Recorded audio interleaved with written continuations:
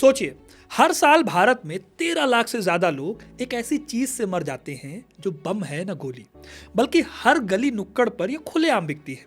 मैं बात कर रहा हूं तंबाकू की। लेकिन आपको शायद ही पता होगा कि ये जो तंबाकू है ये भारत में पैदा ही नहीं होती थी। विदेशी लोग अपने खास मकसद के लिए इसे इंडिया लेकर आए थे। पहले इसे एक स्टेटस सिंबल बनाकर पेश किया गया और फिर पूरे भारत को इसकी लत लगा दी गई। ये इंडियन हिस्ट्री की सबसे चालाक और सफल एंट्री थी। आज मैं आपको वो कहानी सुनाने वाला हूँ कि कैसे एक विदेशी मेहमान धीरे धीरे इस देश का मालिक बन बैठा। आज मैं आपको कहानी सुनाने वाला हूँ कि कैसे तंबाकू भारत में आई और इस तंबाकू का इतिहास क्या है। तो वीडियो को अंत तक जरूर देखिएगा, क्योंकि अपना इतिहास नहीं जानोगे तो खुद को कैसे पहचानोगे। तंबाकू की स्टोरी कुछ 100 साल की नहीं बल्कि हजारों साल पुरानी है। भारत से हजारों मील दूर अमेरिका के जंगलों में तंबाकू का अस्तित्व मिलता है। जेनेटिक स्टडीज बताती हैं कि निकोशियाना टैबेकम यानी तंबाकू एंडीज माउंटेन्स से पैदा हुई होगी। सबूत बताते हैं कि आज से करीब 12,300 साल पहले इंसानों ने पहली बार इस कड़वी पत्ती का स्वाद चखा होगा। हजारों साल पहले अमेरिका के जंगलों में रहने वाले लोगों के लिए तंबाकू कोई नशा नहीं थी, वो ईश्वर से बात करने का जरिया थी। माया सभ्यता के पुजारी मिट्टी के पाइप में तंबाकू जलाकर धुएं के छल्लों से भविष्य पढ़ते थे।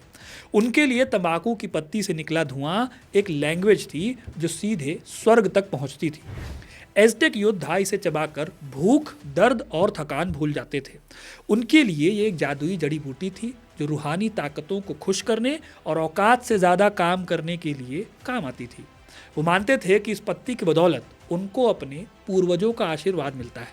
लेकिन 1492 में जब क्रिस्टोफर कोलंबस अमेरिका पहुंचा तो उसे ये पता नहीं था कि वो अपने साथ इतिहास की सबसे खतरनाक आदत दुनिया में फैलाने वाला है। जब क्रिस्टोफर कोलंबस ने अनजाने में अमेरिका के कोस्ट पर कदम रखा तो उसकी किस्मत बदल गई। वो आया था सोने की तलाश में, लेकिन उसे वहाँ आदिवासियों ने सम्मान देने के लिए कुछ सूखी पत्तियाँ गिफ्ट की। कोलंबस को शुरुआत में लगा कि ये पत्तियां बेकार हैं और उसने इन्हें समंदर में फेंक दिया।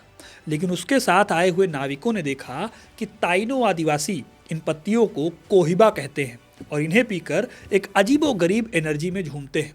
लेकिन कोलंबस की नाव चलाने वाले ये नाविक नहीं जानते थे कि अमेरिका से निकलकर ये तंबाकू जल्दी ही पूरी दुनिया को अपने नशे का शिकार बना लेगी। जब तंबाकू यूरोप पहुंची तो नशा नहीं, मिरेकल मेडिसिन इसे कहा गया। फ्रांस में राजदूत जीन निकोट ने रानी को माइग्रेन के इलाज में तंबाकू खिलाई और उनका दर्द कम हो गया। बस यहीं से तंबाकू हर बीमारी की दवा बन गई। डॉक्टर प्लेग से लेकर पेट के कीड़ों तक सबका इलाज इसमें देखने लगे। लेकिन यह दवा धीरे धीरे हथियार बन रही थी और इसका अगला निशाना कौन था? हिंदुस्तान। पुर्तगाली नाविक जो हिंद महासागर में मसालों के ट्रेड पर अपना कब्जा चाहते थे, वो अपने साथ ब्राजील से तंबाकू के बीज लाए। साल 1510 के आसपास गोवा की मिट्टी में इन्होंने इसे बोना शुरू किया, उगाना शुरू किया। पुर्तगालियों के लिए ये सिर्फ एक नशा नहीं था, बल्कि भारतीय शासकों के साथ व्यापारिक समझौते करने का एक डिप्लोमेटिक टूल था। इस तरह भारत में तंबाकू की एंट्री किसी धमाके के साथ नहीं हुई थी, बल्कि दबे पांव चलने वाले मेहमान की तरह हुई। पुर्तगालियों ने इसे तंबाकू कहा। यह शब्द पुर्तगाली टबेको का इंडियन वर्जन था। उन्होंने इसे शुरुआत में एक मेडिकल मिरेकल के नाम से प्रमोट किया।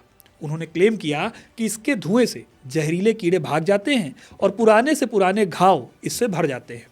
इस तरह साउथ इंडिया में तंबाकू लोगों के बीच में पॉपुलर होने लगा। लेकिन इस पॉपुलैरिटी को हवा तब मिली जब ये तंबाकू पहुंची मुगल दरबार में।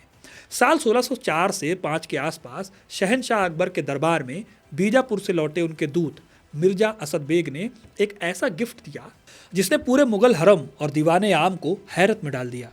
वो एक बेशकीमती पाइप था जिस पर पन्ने, नीलम और माणिक जड़े हुए थे। उसकी लंबी नली पर शाही बैंगनी मखमल लिपटा हुआ था। अकबर, जो दुनिया भर की अनोखी चीज़ों के कलेक्टर और नए अनुभवों के प्रेमी थे, उन्होंने जब पहली बार उस पाइप से धुआं खींचा तो पूरे दरबार में सन्नाटा छा गया। हालांकि अकबर के शाही हकीम अबुल फतेह गिलानी ने उन्हें फौरन चेतावनी दी कि ये नई जड़ी बूटी शरीर के नाजुक मिजाज को बिगाड़ सकती है और हवा को पोल्यूट कर सकती है।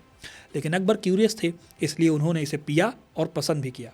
हालांकि कहा जाता है कि अकबर ने भले ही हकीमों की बात मानकर उसे दोबारा हाथ नहीं लगाया, लेकिन दरबार के नवाबों, मनसबदारों और अमीरों ने इसे एक अल्टीमेट स्टेटस सिंबल बना लिया। फिर यहीं से तंबाकू का भी इंडियनाइजेशन, यानी भारत के लोगों ने तंबाकू को देसी तरीके से इस्तेमाल करना शुरू कर दिया। और यहीं से पैदाइश होती है आज के बेहद पॉपुलर हुक्के की। हकीम गिलानी ने तंबाकू के कड़वेपन और तीखेपन को कम करने के लिए एक ऐसा इंस्ट्रूमेंट बनाया जिसमें धुआं एक वाटर बेस से होकर गुजरे, और यहीं से पैदा होता है हुक्का। उनका मानना था कि पानी धुएं की गर्मी और इसकी इम्प्योरिटी को सोख लेगा। जाहिर सी बात है, एक गलतफहमी थी जिसने तंबाकू को इंडियन कल्चर में जड़े जमाने पर काफ़ी ज़्यादा हेल्प की। ये रईसी साझा तहजीब और मेहमान नवाजी का पैमाना बन गया। मुगल पेंटिंग्स में नवाबों को मसनद के सहारे टिककर लंबी नली वाले नक्काशीदार चांदी के हुक्कों का आनंद लेते हुए दिखाया जाने लगा, जहां हर कश के साथ एम्पायर की बड़ी नीतियां बनती थीं, षड्यंत्र रचे जाते थे और भविष्य के युद्ध तय होते थे। अब जाहिर है कि जो चीज़ महलों से शुरू हुई वो जल्दी ही महल से बाहर निकलकर आम जनता तक भी पहुंची।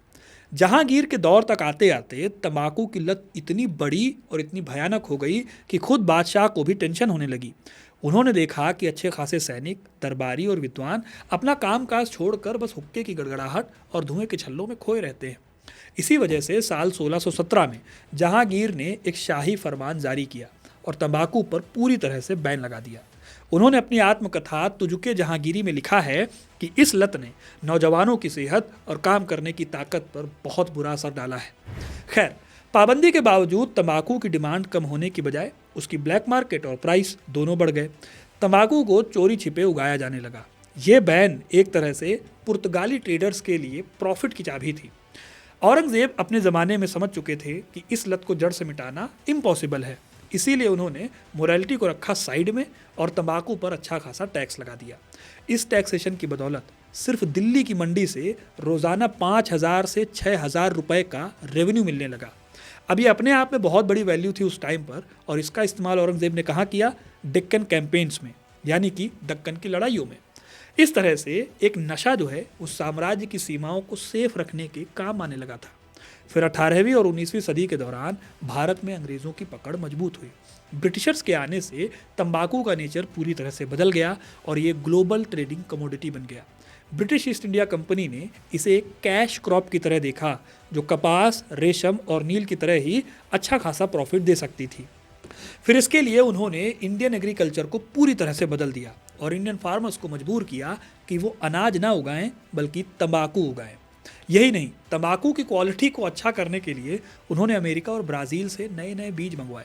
गुजरात के खेड़ा, बिहार की उपजाऊ ज़मीन और आंध्र के कोरोमंडल तट की ज़मीनें अब अनाज की जगह सिर्फ तंबाकू उगा रही थी।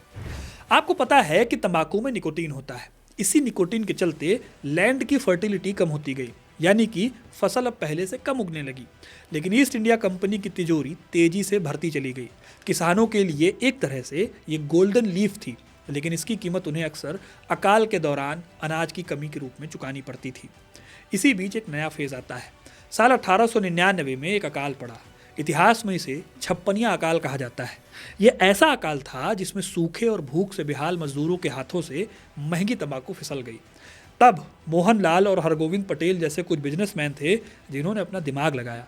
उन्होंने देखा कि यहाँ के जंगलों में तेंदू के पत्तों की भरमार है। उन्होंने तंबाकू के बारीक टुकड़ों को इन पत्तों में लपेटा और एक धागे से बांध दिया। यहीं से पैदा हुई बीड़ी, जो आज तक चली आ रही है। मजाक में बोलूं तो बीड़ी ने तंबाकू को डेमोक्रेटाइज कर दिया, यानी कि अब सबकी जेब तक, चाहे वो अमीर है चाहे गरीब, तंबाकू पहुंच सकती थी, क्योंकि बीड़ी छोटी थी, सस्ती थी और इसे कहीं भी ले जाकर पिया जा सकता था। अब आपको लगेगा कि अकाल के दौरान ही ये क्यों किया गया, तो इसका रीज़न भी अकाल था। अकाल के दौरान ये बीड़ी न केवल भूख के एहसास को दबा देती थी, बल्कि थका देने वाली जी तोड़ मेहनत के बीच एक छोटा सा ब्रेक भी देती थी। फिर 20वीं सदी की शुरुआत में 1905 में देश में स्वदेशी आंदोलन छिड़ा। इस आंदोलन में विदेशी सामानों और फिरंगी सिगरेटों की जब होली जलाई जा रही थी, तब बीड़ी को बहुत चालाकी से स्वदेशी और राष्ट्रवाद के प्रतीक के रूप में पेश किया गया। हिंद माता और पटेल बीड़ी जैसे ब्रांड्स ने देशभक्ति की भावना का जमकर फायदा उठाया और इसे घर घर तक पहुंचा दिया। और इस तरह से बीड़ी के साथ तंबाकू भी करोड़ों होठों तक पहुंच गई। लेकिन इसी नेशनलिज्म के चमकते पर्दे के पीछे एक बेहद डार्क सच्चाई भी छिपी हुई थी। बीड़ी बनाने वाली करोड़ों महिलाओं और मासूम बच्चों का अमानवीय शोषण। आज भी भारत के बीड़ी बेल्ट में महिलाएं 14-14 घंटे धूल, निकोटीन और जहरीली महक के बीच बैठकर बीड़ी रोल करती हैं। उनके बच्चों के फेफड़े पैदा होते ही इस धुएं से भर जाते हैं और टीबी जैसी बीमारियां उन्हें विरासत से मिलती हैं। लेकिन आज़ादी के बाद भी तंबाकू का एम्पायर थमा नहीं, बल्कि और ज़्यादा मॉडर्न हो गया, जो मॉडर्न मार्केटिंग और एडवर्टाइजमेंट के जरिए और फैल गया। 1980 के दशक में तंबाकू को पैकेज करने का एक नया सिस्टम चला। इस दौर में पैदा हुए गुटखा और पान मसाला। जैसे बीड़ी ने तंबाकू को डेमोक्रेटाइज किया, वैसे ही गुटखा और पान मसाला ने इसे पूरी तरह से बदल दिया। इन्होंने तंबाकू को स्मोकलेस टोबैको के रूप में एडवर्टाइज किया। इससे उस दौर में ये मिडिल क्लास और यूथ के बीच में खूब फला फूला। छोटे छोटे पाउच में और फ्लेवर के साथ मिलने वाले इस टोबैको ने भारत में ऐसी सुनामी शुरू की जिसे ओरल कैंसर कहा जाता है। आज 2025 की दहलीज पर खड़ा भारत एक अजीब विरोधाभास में फंसा हुआ है। इसे मैं बताता हूँ आपको। हम दुनिया के दूसरे सबसे बड़े टोबैको प्रोड्यूसर होने पर गर्व करते हैं, जो लगभग 80 मिलियन लोगों को डायरेक्ट या इनडायरेक्ट रूप से रोजगार देता है। बिहार के तंबाकू के खेतों से लेकर तमिलनाडु और मध्य प्रदेश की बीड़ी फैक्ट्रियों तक ये एक बहुत बड़ी इकोनॉमी है। लेकिन इसकी डार्क सच्चाई ये भी है कि एक साइलेंट किलर का काम कर रहा है। हर साल 1.35 मिलियन इंडियंस इस तंबाकू के चलते टाइम से पहले मौत की नींद सो जाते हैं। ये नंबर डराने वाला है। किसी भी जंग में, आतंकवादी हमले में या हालिया में जो भी महामारियां हुई हैं, उससे कहीं ज़्यादा लोग तंबाकू से मारे जाते हैं। तंबाकू की वजह से कैंसर, हार्ट डिजीज़ और स्ट्रोक के इलाज पर इंडियन गवर्नमेंट और आम लोग हर साल 1.77 लाख करोड़ रुपए खर्च करते हैं। ये अमाउंट हमारे टोटल हेल्थ बजट का बहुत बड़ा हिस्सा है। यानी हम जितना रेवेन्यू तंबाकू से कमाते नहीं हैं, उससे कहीं ज़्यादा इसकी वजह से होने वाली बर्बादी को रोकने में गंवा देते हैं। एक ऐसा घाटे का सौदा है जिसे हम सदियों से करते आ रहे हैं।